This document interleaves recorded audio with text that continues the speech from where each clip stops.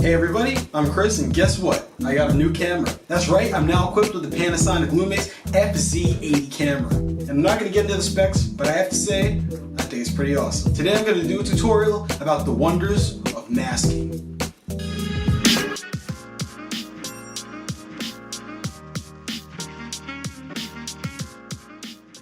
Masking, also known as rotoscoping, is a post-processing technique which involves laying two videos on top of each other and cutting a hole in the top video in order to show part of the bottom video. This technique is used all the time by filmmakers to achieve certain different effects. The results are often pretty cool. Basically, you lay the videos on top of each other in your editing software, and you pick the tool that looks like an old school dip pen, and you click to make different points around the subject you want to add or subtract from your frame. You can click and drag to make curved lines as well.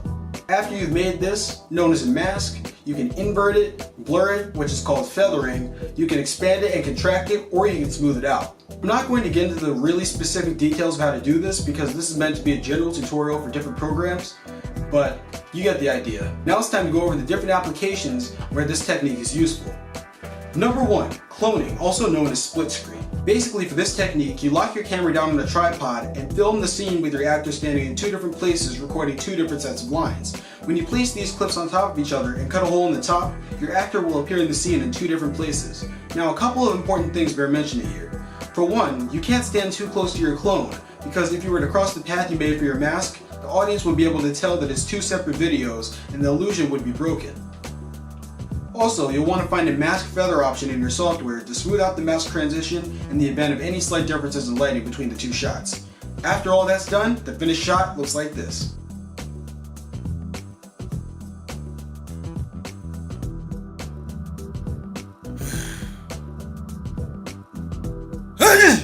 Bless me, thank me. I'm welcome. Number 2, awesome video transitions. If you're sick of seeing things like cross dissolve or jump cuts in your video, you have a different option. Check this out.